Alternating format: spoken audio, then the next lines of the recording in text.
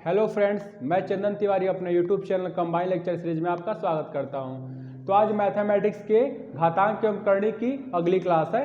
पिछली क्लास में हमने ये देखा था कि घातांक एवं करणी की जो अनंत प्रकार की जो करणी होती है, जिसमें कि अगर कई एक करणी के अंदर दूसरी करणी के अंदर तीसरी करणी और ये जो सीरीज है वो अनंत तक जाती है, तो इस प्रकार के प्रश्नों को हम कैसे सॉल्व करते हैं उसको हमने पिछली क्लास में डिस्कस किया था।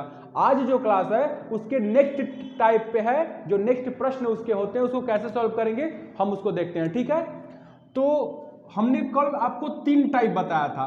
पहला वो टाइप था जब कोई करणी में लिखी गई संख्या क्या हो, सेम हो और वो बार बार लिखी जा रही हो, जिसकी कोई कंडीशन ना हो कि वो 5 बार लिखी कि 10 बार लिखी है। तो इसके लिए हमने आपको बेसिक भी बताया था और ट्रिक भी बताया था कि ऐसे जब भी आपको प्रश्न दिखाई दे जो कि किसी सेम संख्या का रिपीटेशन अंडर रूट में बार बार होता है, उसमें मल्टीप्लाई का सिंबल होता है, तो उस कंडीशन में हम क्या देखते हैं कि इसका जो आंसर होता है वो डायरेक्टली n होता है। अर्थात n का मतलब जो नंबर है, तो यहाँ पे नंबर की वैल्यू क्या है 5 है, तो हम 5 लिख देते हैं डायरेक्टली। दूसरा हमने आपको कल बताया था कि जब आपको डायरेक्टली वो, ये तो वर्गमूल था 5 का वर्गमूल, फिर उसके अंदर 5 का वर्गमूल, जब वही घनमूल में दिखने लगा था, जैसे यहाँ पे हमने आपको दिखाया था कि 64 है, फिर आप लिख सकते हैं 3 में फिर 64, ठीक है 64, फिर लिख सकते हैं उसके अंदर एक और घनमूल बनाएंगे, फिर 64, ठीक है। इस तरीके से ये सीरीज अगर इन्फिनिटिव तक जा रही हो तो इसका आंसर आपको बताया गया था कि क्या होता है, वर्गमूल निकाल दीजिए, जो भी नंबर यानी 64 का आप वर्गमूल लिख दीजिए, वो आपका आंसर हो जाएगा। तो इसका आंसर आया था 8, ठीक है। तीसरा हमने आपको बताया था जो डिवाइड मेथड था। डिवाइड मेथड मतलब कोई अगर संख्या ऐसी दी गई है, जैसे कि हो सकती है यहाँ पे हम 125 लिख देते हैं, फिर डिवाइड करेंगे हम उसको, फिर उसके 125 लिख दिया गया, फिर उसके अंदर फिर एक डिवाइडर का सिंबल बना और फिर उसके अंदर फिर एक अंडर रूट बनी और 125। जब कोई संख्या ऐसी दिखे जिसमें कि क्या एक ही संख्या बार बार हो लेकिन वो एक दूसरे को डिवाइड कर रही हो, अंडर रूट के अंदर हो, और उस कंडीशन में अनलिमिटेड यानी कि इन्फिनिटिव तक जा रहा हो, जिसका कोई लिमिट ना हो कि कब तक जा रहा है, कितने उसमें सीरीज दे रखी है, तो इसका आंसर आपको बताया गया था कि जब डिवाइड होगा तो आप उसका क्या निकाल दीजिएगा, घनमूल निकाल दीजिएगा। ये बताया गया था तीसरा टाइप, तो इसका आंसर आ जाएगा 5। ये कल आपको बताया जा चुका है। आज इसके नेक्स्ट टाइप को देखेंगे और उसमें देखेंगे कि उसमें कौन कौन से प्रश्न बनते हैं, ठीक है। तो इसको नोट कल बताया गया है, वरना आप नोट भी कर सकते हैं। अगला देखते हैं कि इसका चौथा जो होता है, चौथा प्रकार फोर्थ टाइप वो क्या है, ठीक है।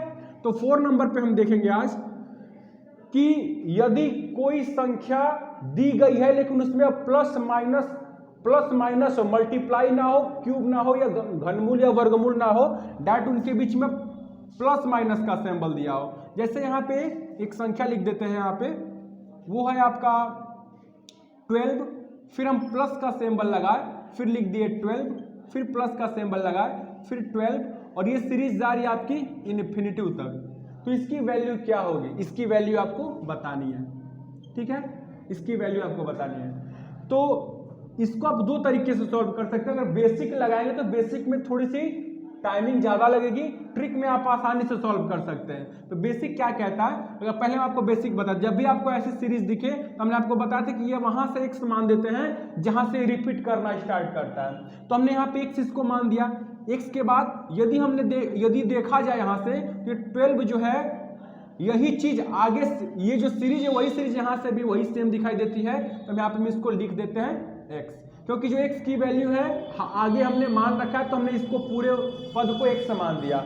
अब यहाँ से क्या होगा, यहाँ से देखा जाए तो दोनों पक्षों का स्क्वायर कर देंगे, ये हो गया स्क्वायर, और यहाँ पे हम करेंगे बराबर 12 प्लस x, पक्षांतर करा जाएगा तो x square minus x minus 12 हो जाएगा। अब ये बन गया द्विघात समीकरण, और आपको पता होगा कि गुणनखंड कैसे करते हैं, नहीं पता है तो बस ये याद रखिएगा 12 का एक ऐसा फैक्टर ढूंढिए जो कि मल्टीप्लाई करने पे 12 लाए और घटाने पर या जोड़ने पर x लाए, एक 1 नंबर लाए। तो आप इसका खंड जो होगा वो होगा क्या, 4x और प्लस 3x माइनस 12 हो गया। अब इसको जब आप x कॉमन करेंगे तो यहाँ का एक x बच जाएगा, यहाँ से -4 हो गया, और यहाँ से +3 कॉमन करेंगे तो x -4, ठीक है। दोनों में x -4 दिखाई दे रहा है, तो आप x -4 को कॉमन करिए, यहाँ से हो गया होगा x 3 बराबर 0। तो x की वैल्यू यहाँ से आपकी 4 मिलती है और यहाँ से आपकी वैल्यू -3 मिलती है। आपको ये बात पता होगा कि कभी भी हम पॉजिटिव वैल्यू लेते हैं, मैथ पूरी तरीके से पॉजिटिव पे टिकी हुई है, धनात्मक पे, वास्तविक पे, काल्पनिक पे कोई मान नहीं टिका होता है। पूरी मैथ हमेशा पॉजिटिव नंबर को लेती है। तो इसका आंसर क्या हो जाएगा, 4 हो गया। ठीक है, ये थी इसकी बेसिक कॉन्सेप्ट। हम इसको चाहते हैं कि ट्रिक से सॉल्व करें, कम समय में सॉल्व करें। इसमें लगाने में लगभग आपके 2-3 मिनट वेस्ट हो जाएंगे। और हम इसको देखेंगे ट्रिक से कैसे सॉल्व करते हैं। तो इसका ट्रिक ये है कि जो भी नंबर दिया है उस नंबर को आप डायरेक्ट लिखिए, फिर इसके दो ऐसे फैक्टर ढूंढिए जिनमें एक का अंतर हो। तो इसका फैक्टर क्या होगा, एक 4 हो सकता है मल्टीप्लाइड बाई 3 हो सकता है। 4 3 जा 12 होता है ना, तो 4 3 जा 12 हो गया। अब इनमें ये देखा जा रहा है कि 4 और 3 दो फैक्टर मिले और इनके बीच का जो डिफरेंट है, इनके बीच का जो डिफरेंट है वो क्या है, 1। यही कंडीशन है कि इसमें डिफरेंट 1 होना चाहिए। अगर ऐसा आपको फैक्टर मिला तो इस कंडीशन में आपका जो बड़ा वाला होता है वो आपका क्या होता है, आंसर होता है। इसका आंसर क्या आ गया, डायरेक्टली 4 आ गया। समझ में आया ना। तो ये इसकी ट्रिक है। अगर हम इसी के दूसरे एग्जाम्पल को देखें तो दूसरा एग्जाम्पल एक और हम यहाँ पे लिख देते हैं कि यहाँ पे हो जाए अगर 72 प्लस 72 फिर प्लस, देखिए प्लस 72 और ये जो सीरीज जा रही है क्या तक जा रही है, इन्फिनिटिव तक जा रही है। क्वेश्चन नंबर इसका दूसरा पार्ट। चौथे का हम पहला एग्जांपल देखें। चौथे टाइप का टाइप ये है, टाइप ये मान लेते हैं हम 4। टाइप 4 का क्या देखा गया, पहला एग्जांपल दूसरा एग्जांपल। इसमें 72 प्लस में रिपीट कर रहा है, इन्फिनिटिव तक जा रहा है। तो इस कंडीशन में हम क्या करेंगे, डायरेक्टली 72 लिखेंगे। इसके दो फैक्टर ढूंढा जाएगा। दो फैक्टर में क्या होगा, पहला फैक्टर जो होगा वो 9 हो सकता है, दूसरा फैक्टर 8 हो सकता है। 9 8 72 72 हो गया। डिफरेंट इनके बीच का यदि 1 है तो इस कंडीशन में आप क्या करेंगे, आपका 9 आंसर हो जाएगा। इसका आंसर क्या हो गया, 9। आंसर की जांच भी की जा सकती है। जांच कैसे करेंगे, क्या आप इसको 4 पे रख के देखेंगे कि यह सेटिस्फाइड कर रहा है कि नहीं। सेटिस्फाइड कर रहा है तो इसका मतलब आपका आंसर है। देखिए 4 के पास यदि आप प्लस 12 के पास यदि 4 रखेंगे तो क्या होगा, 16 बनाएगा और 16 का वर्गमूल फिर मिल जाएगा तो 4, फिर 4 मिल गया तो 4 और 12 4, फिर 16 बनाया, फिर इसका वर्गमूल मिल जाएगा 4, फिर 12 4 16 मिला और फाइनली आपको 16 का वर्गमूल क्या मिलता है, 4 मिलता है। तो इसका आंसर हो गया 4। उसी तरीके से इसका आंसर क्या मिला, 9 इसका आंसर है, क्योंकि इसका दो फैक्टर जो कि बीच का डिफरेंट एक हो उसमें बड़ा वाला आंसर 9 हो गया। तो 9 का आंसर क्या होगा, तो यहाँ पे देखते हैं कि 9 रखने पे क्या सेटिस्फाइड कर रहा है इसको। 72 में अगर 9 जोड़ेंगे तो क्या होगा, 81 का वर्गमूल 9 होगा, फिर 9 निकल के आ जाएगा यहाँ पे, तो फिर 81 अंत में परिणाम आपको क्या मिल जाएगा, 9 मिल जाएगा। यानी कि ये क्या है, ये प्रोसेस सही है। तो ये था आपका इसका टाइप 4। एक और एग्जांपल इसमें देखते हैं। इसका नेक्स्ट टाइप को देखा जाए, इसमें हमने देखा कि प्लस वाली सीरीज बन रही थी। अब देखेंगे कि माइनस वाली सीरीज बनती है तो क्या करते हैं। जैसे कि एक और क्वेश्चन लिखा जाए और इसी क्वेश्चन को हम दूसरे तरीके से सॉल्व करें। तो टाइप यहाँ पे 5 बदल देते हैं, टाइप 5। तो क्या होगा, इसका पहला एग्जाम्पल, जब आपको प्रश्न ऐसा दिखे, यही प्रश्न को हम ले लेते हैं 12, लेकिन ये माइनस में सीरीज रन करने लगी। पहले वाली में प्लस थी, इसमें हम माइनस में दिख रही है। कहाँ तक जा रही है, इन्फिनिटिव तक ये भी सीरीज जा रही है। ठीक है, इस कंडीशन में क्या होगा, इस कंडीशन में इसका आंसर बताया जाए तो ऐसी स्थिति में बस याद रखिएगा कि 12 का फिर हम दो फैक्टर लिखेंगे, क्या होगा 4 गुणे 3। डिफरेंट इनके बीच का भी 1 होना चाहिए, लेकिन इस स्थिति में जो आंसर होगा वो छोटा वाला होगा आपका आंसर। यानी डायरेक्ट आप कह देंगे क्या कि इसका 3 आंसर होगा। ठीक, चलिए देख कर चेक कर लीजिए कि आपका आंसर सही है कि नहीं। तो क्या करेंगे, 12 में से हम -3 कम करेंगे, क्या मिलेगा 9, और 9 का वर्गमूल फिर मिल गया आपको 3। यानी ये सॉल्व हुआ तो क्या मिला, 3 मिला। फिर जब ये 3 इसके साथ सॉल्व होगा तो 12 में से फिर 3 जाएगा, तो यानी 12 में से 3 जाएगा तो 9, और 9 का फिर वर्गमूल आपको फिर 3 मिल गया। यानी यहाँ तक फिर 3 मिला, यहाँ तक फिर 3 मिला, फिर यहाँ तक फिर 3 मिला, अंत में 9 का वर्गमूल ले लेंगे तो आपको 3 मिल जाएगा। तो ये भी आंसर इसका सही है। देखा गया कि ये माइनस पे काम कर रहा है, छोटे वाले पे काम कर रहा है। एक और इसका एग्जांपल देखा जाए, हम यहाँ पे ले लेते हैं 110।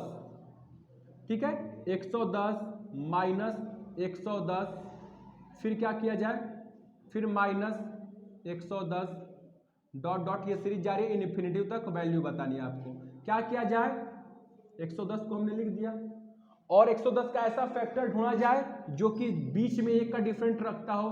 तो एक 11 रख दीजिए और एक दूसरा 10 रख दीजिए, 11 दहा में 110, एक एक का अंतर होना चाहिए दोनों फैक्टर में, एक का अंतर है, इसमें आंसर कौन सा होगा, छोटा वाला हो जाएगा, क्योंकि बताया गया कि माइनस वाले में छोटा वाला आंसर होता है, प्लस वाले में बड़ा वाला आंसर होता है। चलिए अब 10 रख के ट्राई कर लेते हैं। यहाँ पे देखिए 10 रख के ट्राई करेंगे तो क्या होगा, माइनस रखने पे 10 रख के ट्राई करेंगे, देखिए 10 रखेंगे तो माइनस में रखना है, -10 करेंगे तो क्या होगा, 100 होगा, 100 का वर्गमूल क्या होता है, फिर आपको 10 मिल गया, ठीक है। फिर 10 इसमें से माइनस करेंगे 110 में से, तो फिर 10 100 मिल जाएगा, फिर इसका वर्गमूल निकल जाएगा, तो फिर यहाँ पे फिर आपको 10 मिला, फिर 10 इसमें से आके माइनस होगा, तो फाइनली आपका 110 में से फिर 10 घट जाएगा और मिल गया आपको यहाँ पे क्या, 100, और 100 का वर्गमूल फिर आपको फाइनल 10 मिला। इसका आंसर क्या मिल गया, इसका 10 मिल गया, इसमें आंसर क्या मिला, 3 मिल गया।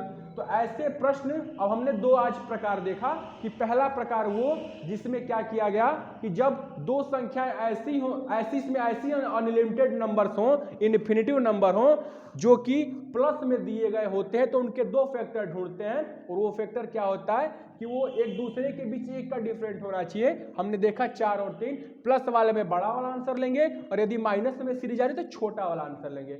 आज हमने दो प्रकार पढ़ा, ठीक। इसके बाद अब टाइप 5 तक हमने देख लिया, मतलब इन्फिनिटिव सीरीज तक बढ़ने वाले नंबर्स का हमने टाइप देख लिया, ठीक। कभी कभी ऐसा होता है, टाइप 6 भी देख लेते हैं। टाइप 6 कभी कभी ऐसा होता है कि जो नंबर हम लिख रहे हो 7 प्लस √7 फिर प्लस √7, ये ऐसी सीरीज जा रही होती है जिसकी वैल्यू हमें निकालनी होती है, और इस कंडीशन में वो रूल हम अप्लाई करना चाहते हैं, लेकिन इसके दो ऐसे फैक्टर नहीं मिलते हैं। अब इसके दो ऐसे फैक्टर नहीं मिल पाएंगे क्योंकि एक इसका फैक्टर खुद 7 होगा और खुद इसका एक फैक्टर 1 होगा, इनके बीच का अंतर 1 नहीं होता है। तो इस कंडीशन में हम इसका आंसर क्या निकालें, इसका आंसर क्या होगा, तो इस कंडीशन में जब इसके फैक्टर ना मिलते हों जिनका डिफरेंट 1 हो, यानी कि संख्या अभाज्य संख्या के रूप में दिखने लगे, तो उस कंडीशन में इसका एक फॉर्मूला होता है। देखिएगा हम पहले फॉर्मूला लिखते हैं, कोई नंबर, ऐसा कोई नंबर दिया जाए जिसका जब दो समान फैक्टर ना बने, जिनके बीच का डिफरेंट क्या हो, 1 हो, तो उस कंडीशन में ऐसे प्रश्नों के हम आंसर क्या ले लेते हैं, ऐसे प्रश्नों के आंसर निकालने के लिए हम फॉर्मूला अप्लाई करते हैं। इसका फॉर्मूला क्या है, फॉर्मूला जो होता है वो होता है अंडर में 4n + 1 डिवाइडेड बाई 2 + 1, ठीक है।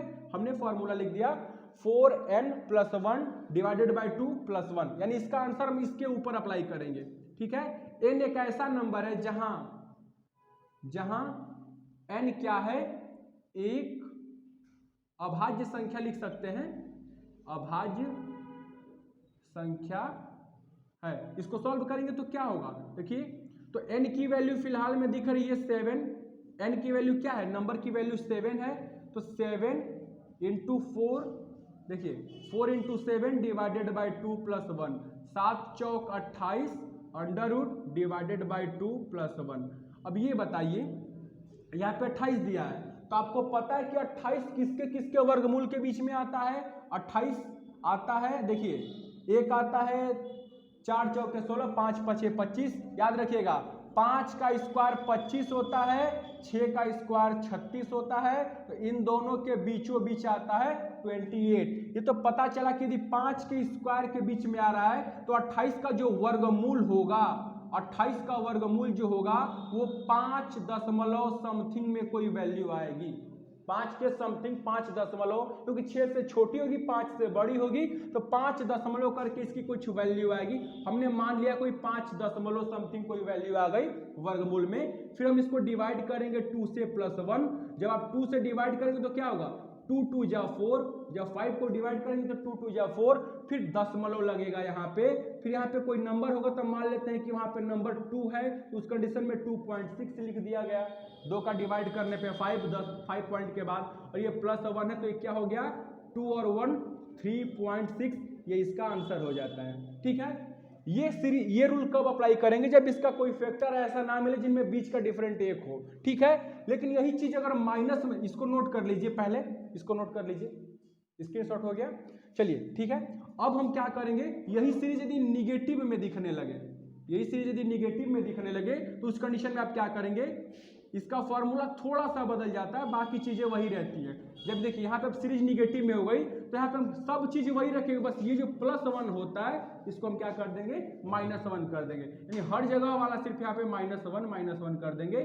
तो रिजल्ट इसमें क्या बन जाएगा, इसमें -1 कर देंगे तो क्या होगा, अब जहां हम 2 में 1 जोड़े थे वहां 2 में 1 माइनस कर देंगे तो क्या हो गया 1.6, इसका आंसर हो जाएगा। तो ये समथिंग में नंबर रिटर्न करता है। तो ये थी आज हमने देखा टाइप 3, कल हमने टाइप 3 बताया, आज टाइप 3 बताया। अब इसके और 3 टाइप हैं जिसमें कि हम ऐसे प्रश्न देखेंगे, कैसे प्रश्न होंगे कि जैसे आपको बताया गया कि करनी में 2, करनी में 2, करनी में 2, अगर इन्फिनिटी तक जा रहा हो तो इसका आंसर आप डायरेक्टली 2 बताते हो। यदि करनी में 7, करनी में 7, फिर करनी में 7, इस तरीके से जा रहा है तो आप इसका आंसर डायरेक्टली 7 बताते हो, क्योंकि ये इन्फिनिटी तक जा रहा है।